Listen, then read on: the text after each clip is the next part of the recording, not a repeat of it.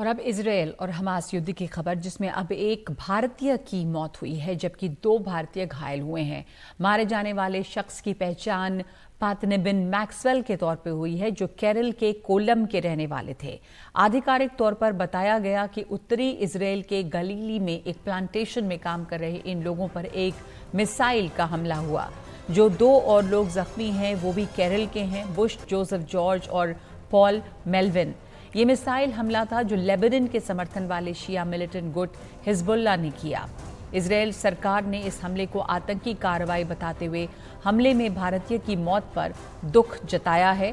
भारत में इजरायल के दूतावास ने एक्स पर पोस्ट किया है कि कल शुरुआती दोपहर मागिलॉट के उत्तरी गांव में एक बगीचे में शांतिपूर्ण ढंग से काम कर रहे कृषि मजदूरों पर शिया आतंकी संगठन हिजबुल्लाह के कायराना आतंकी हमले की वजह से एक भारतीय नागरिक की मौत और 2 अन्य लोगों के घायल होने की खबर से हमें गहरा अफसोस और सदमा पहुंचा है।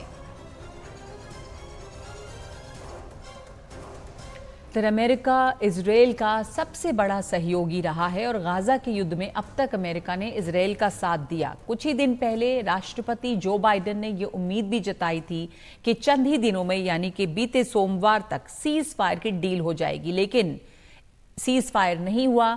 इजरायल के हमले जारी हैं। यहां तक कि अब अमेरिकी उपराष्ट्रपति कमला हैरिस ने इस बारे में कहा है कि गाजा में लोग भूखे मर रहे हैं। स्टारवेशन की बात उन्होंने कही है और इजरायल से अपील की है कि वो गाजा में और ज्यादा एड पहुंचने दे।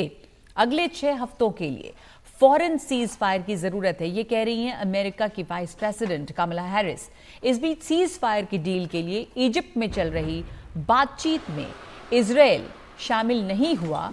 इजरायल का कहना है कि हमास बंधकों की लिस्ट नहीं दे रहा, इसलिए वो बातचीत नहीं करेगा। इधर हमास का कहना है कि इजरायल की बमबारी नहीं रुक रही है, इसलिए वो बंधकों की लिस्ट नहीं देगा।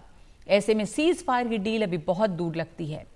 और इस दौरान यूएन की टीम, जो हमास के हमले के दौरान यौन शोषण और बलात्कार के आरोपों की जांच करने के लिए गई, जिसमें प्रमीला पैटन गई, जो यूएन स्पेशल ऑनवॉय हैं सेक्सुअल वायलेंस इन कॉन्फ्लिक्ट पर, उनकी रिपोर्ट के मुताबिक इस बात के विश्वसनीय सबूत मिले हैं कि हमास के हमले के दौरान गाजा में बंधकों के साथ रेप और गैंग रेप हुए और अब भी यौन उत्पीड़न जारी है।